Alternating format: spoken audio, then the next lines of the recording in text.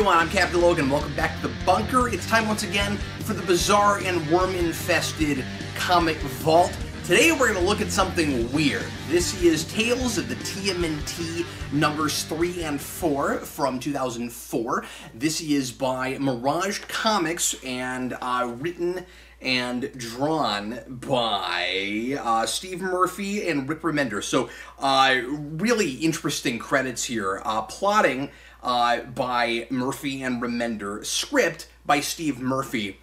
Pencils by Rick Remender. Yeah, no kidding. I had no idea that he had artistic chops, visual artistic chops. I didn't know that he'd ever drawn anything. This is the only thing I've really been able to find that he drew. I wish he had continued drawing. I wish he'd kept going with this because I think there's real potential here for Remender as an artist. Here's the thing I've never said before. Yeah, as far as I can tell, that Remender. We're talking Agent Venom, we're talking Uncanny X-Force, yeah.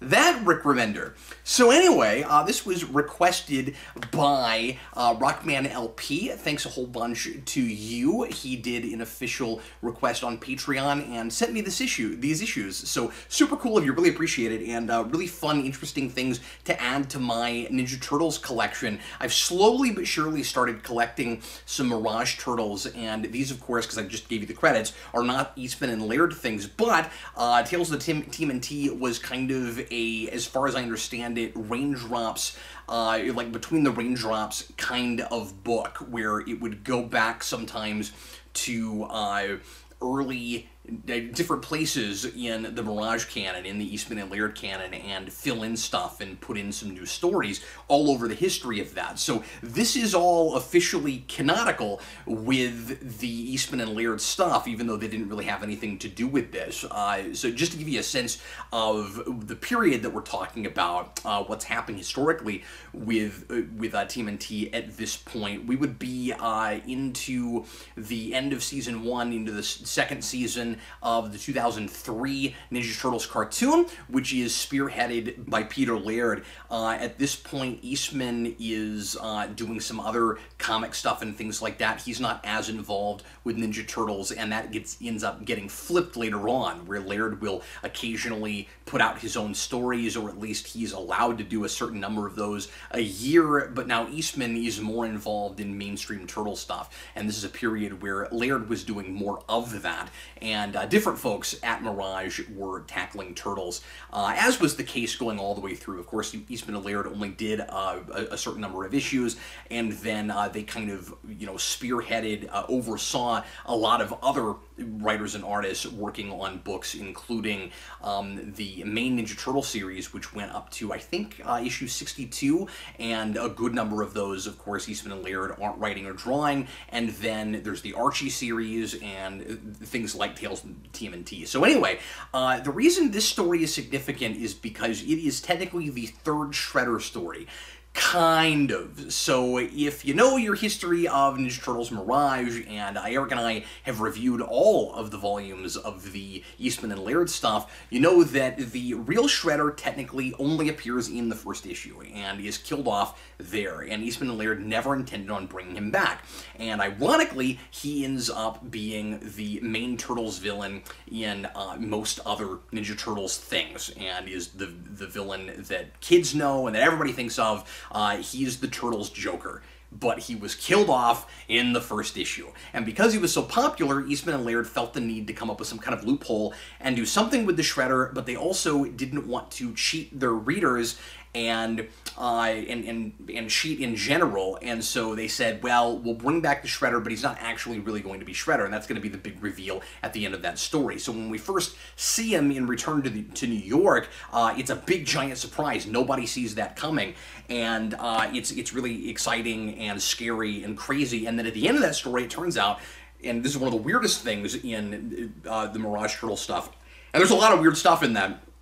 The Shredder turns out to be a clone made up of an infestation of worms, like a collective consciousness of worms that are brought together by by mystics in the Foot Clan, and they're able to take the Shredder's soul, essentially, or at least his memories, and constitute that into, and personify the Shredder as a man again, but if you cut his head off, there's a whole bunch of worms inside, and it turns out that he's actually just this collection of worms.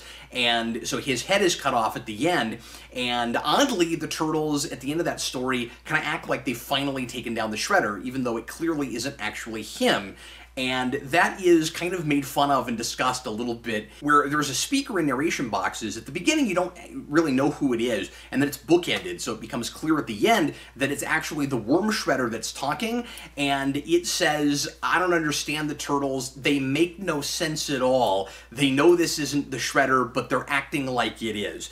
And I guess in the Turtles' defense, they didn't realize it wasn't the Shredder until they cut his head off. And to them, that is who they were fighting. And he might as well have actually been the Shredder, considering everything he knew and how personal it was for Splinter and all of that. And so the Mystic brings back the Shredder one more time, and this happens just after the Shredder's head is cut off, and suddenly he appears again, but this time in an even weirder and more grotesque form.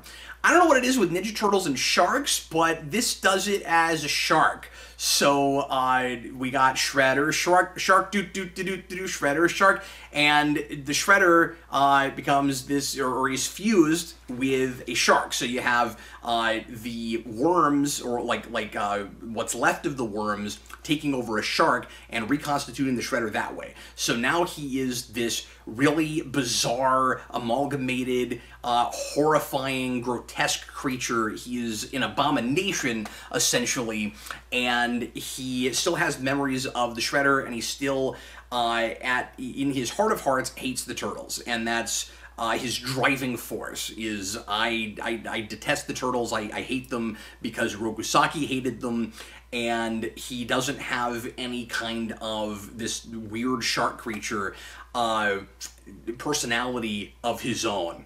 And so he just does what he's basically programmed to do through the worms, and that is hunt down the Turtles. And so there is a big fight in the sewer in this first issue, and then in going up against them, somehow there's this weird mystical thing that happens to the Turtles where each of them basically becomes the opposite of who they are. Where it's kind of like Mirror, Mirror, the TOS episode with the Turtles, except we don't have to go to another dimension in order for it to happen. They're just the opposite of the way we understand them. And this is kind of an interesting idea that's not explored as much as I would like it to be. It's kind of just a gimmick and just a...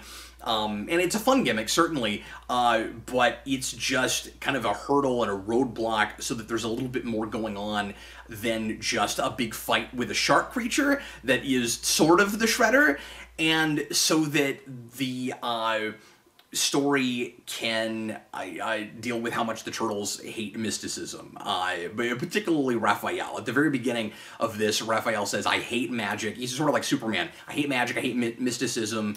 It's whenever it comes up, it sucks." And he says Lovecraft and all of these other authors that wrote about mysticism, it wasn't a fiction. They were writing what they knew. They were just telling it like it is, and it sucks, and I wish it wasn't really there. And there's a really good point made in the second issue here that maybe Splinter should have taught the Turtles about mysticism in case something like this came up. This story likes to comment on the things that work and don't work in Ninja Turtles. And I kind of like how self-aware it is for that, where the Turtles are very often, especially Michelangelo in that second issue, because he is the only Turtle that's really functioning well, because the opposite of, you know, party time, sit on the couch, watch TV, isn't especially responsible Michelangelo is basically a combination of Donatello and Leonardo, and he's now a leader type, and he now knows exactly what he's doing, and he's got a lot of ingenuity and resourcefulness, and he knows exactly how to handle this. And so he is talking about how it's weird that the Turtles don't know anything about magic because Splinter does, and it comes up kind of a lot, so maybe he should have taught them that, which is kind of fun. Like I said, I wish we talked a little bit more about how about the opposites of each of these personalities and what the Turtles learn from living through that. After all, they seem to retain their memories from that, and I wish there was a conversation about it at the end. We don't really have much of an epilogue for this story besides Shredder Shark after he has jumped into the water at the end, because he survives, but he doesn't really have any intention of coming back. And I don't know if he ever does. I'm assuming not. But he doesn't seem to plan on coming back to deal with the Turtles and attack them again. He still hates them, but he's kind of ambivalent about it now. He's like, but so what about that? But I'll talk about that in a second. So that's the epilogue. We don't really have any discussion for the Turtles about what they've learned from all of this. And I kind of wish we did, because each of the Turtles, with one notable exception, seems to kind of become almost one of their brothers. And I kind of like the idea that, and I don't know how intentional this is, but it reads this way to me, that each of the four Turtles, if they become their opposite, almost becomes one of the other Turtles. Almost. So Raphael turns... Well, actually, Raphael is the one who... because I said there was one notable exception, so I'll start there. Raphael's the one that actually doesn't really turn into any of his brothers, because he is a complete coward and just is scared of everything. And that's not really any of the Turtles. Like, sometimes there's a little bit of that in Michelangelo, but when the chips are down, he, depending on what version we're talking about, but including Mirage, Michelangelo usually will, you know, he's not Deflator Mouse from The Tick. Like, he'll usually, you know, find his courage and go in and do the job. Leonardo turns into Michelangelo almost completely, and then Michelangelo turns into Leonardo with maybe a little bit of Donatello thrown in, but he's more or less Leonardo. And then Donatello basically turns into, I guess, a little bit of Michelangelo also. He's also not a straight-up parallel with anybody, but I guess he's closer to Michelangelo than anything. But Raphael is the one that I would say you can't really point to anybody else. And I just would have liked I've sort of walked a mile in your shoes kind of conversation at the end, and then maybe Raphael, what does it say about me that I'm not like you guys at all, even in that you can't point an opposite with me. Like, he's still the lone wolf, even when it comes to this. That was something I picked up on that may or may not have been intentional, but it would have been nice to bring that more to the forefront. The Shredder Shark character is interesting by the end because it becomes self-aware and finds its own personality apart from the Shredder, but it's a really tragic situation because he can't handle it, and it makes him kind of lose his mind, and he doesn't want anything to do with the Mystic and with what the Shredder wants, and like I said, he just jumps into the water and leaves to never return. This story, by the way, seems to exist in order to say, we'll never do this again. Like, I'm sure Turtles readers, after the Shredder's head got cut off, were still thinking, okay, at some point, because they were able to do this, they could do it again. And there's really nothing stopping the Mystics from bringing back these worms. And I'm sure that's the place that these writers were starting from. What was stopping the Foot from trying this again? So they go, okay, they're going to try it again. And they're going to try it really shortly after the last time, because why wouldn't they? And then we're going to close the door on that forever. I mean, it never happened with Eastman and Laird, but because this continuity is going on, we might as well put a pin in it, or put a fork in it and say it's done. And so the way we do that is we get rid of Shredder Shark and we make him, we could have just killed him, but we make him his own person and disinterested in the turtles, and whatever he's going to do next, it's not going to have anything to do with that. And as far as we know, he just goes into the sea and goes to the bottom of the ocean to never be seen again. He just wants to be alone now. He's horrified of himself. He's an abomination, and he just wants to go away. And then we have him destroy the Mystic. So and I thought it was multiple Mystics that brought the Shredder back, but this plays it as, without this guy, there's no way to bring the Shredder back. So we make it pretty definite at this point. So I like that idea at the end that this Shredder Shark realizes it's not the real Shredder, and that it's just being used, and that it has no place in the world. And it's kind of an interesting way to look at mutates, because it's like, at this point, it's so many different things. It's this weird hodgepodge, horrified mixture of, it's such a weird thing to talk about, of the soul of a human being, or at least the memories of that, and then worms and a shark.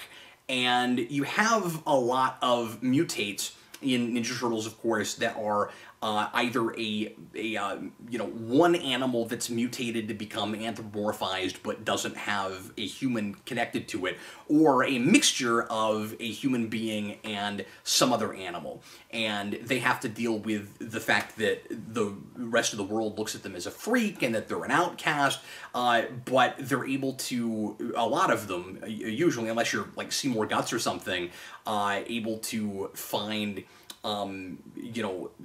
some way to live in the world, and some, other people that are like you, because there are a lot of mutants in Ninja Turtles.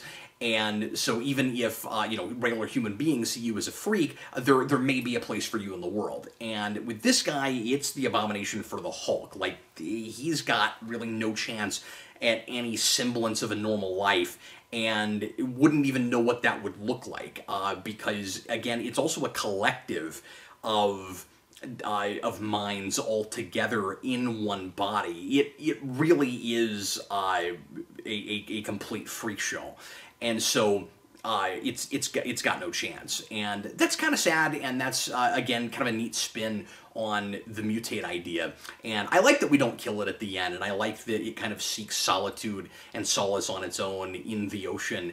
And then it's also kind of interesting because it's alone, but it's not alone. It's a walking contradiction. It hates the turtles, but it doesn't care about that. It is by itself, but it is not by itself. So that's kind of a neat idea.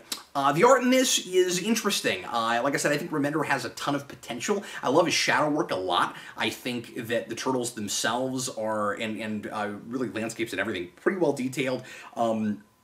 There's a lot of nice texture work in this, a lot of things that look very three-dimensional, and it's kind of complex and simple at the same time, where there's a lot of complex textures, but a lot of visual ideas that are that are real kind of familiar and simple.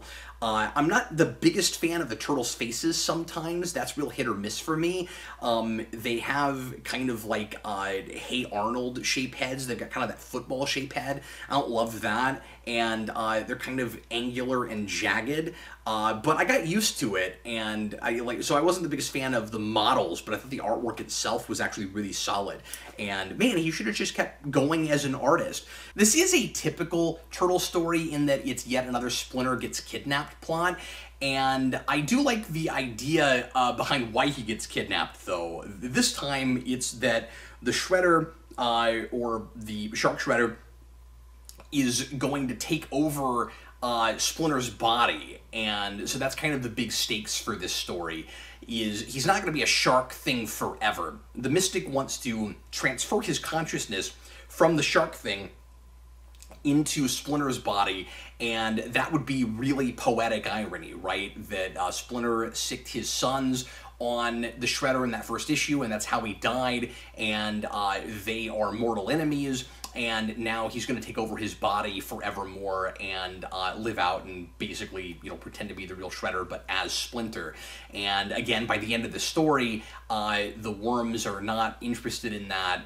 They don't see themselves as the Shredder, and they say, you know, at first, and it's kind of a quick light switch thing. I will say that the changeover with identity happens maybe a little bit too quickly in the moment, where at first it goes, "Oh, you Mystic, you failed me again." You know, it sounds a lot like the Shredder, and then suddenly it changes its tune and goes, "Wait a minute, I'm not the Shredder, and I don't know what I am, and I'm this like horrifying, messed up thing. What am I gonna do now?" And then it just, you know, takes out the Mystic. And I also wish that it was a little bit clearer to tell what is happening in the panel as the Mystic, or in a couple of panels, as the Mystic is apparently being decimated. It's like it almost looks like the Mystic disappears in like a flash of light or something. I'm not sure if the worms eat him or if he just disintegrates. I can't really tell what's happening, but I'm pretty sure the Mystic is dead by the end of the story. And so that idea with Splinter is cool, but it is just another Splinter kidnapping plot. So I like finally putting a fork in this whole worm Shredder thing. If you're gonna do this, you've got to make it weirder than last time. That's the thing everybody really remembers from that. And of course, when you get the City at War, it gets almost stranger with the Shredder Elite. But with the Shredder himself, with the whole worm collective thing, it's bizarre, and this just takes it even further than that. And so I appreciated that if you're gonna do it. And then, as far as I know, this was never attempted again. So it did what it set out to do, and it's pretty fun, and it gets a lot done in just a couple of issues. This easily could have been 4 or 5. I think it works really well as 2, and I really enjoyed it quite a bit, actually. So thanks a lot for watching, everybody. Sure appreciate it. I will see you again with another request next week. If you would like to make a request either for an off-the-cuff movie review or an off-the-cuff comic vault like this, I can do a single issue, I can do a mini-series, I can do an arc like this. Whatever you want me to look at, I am willing to check out if I have not done it before.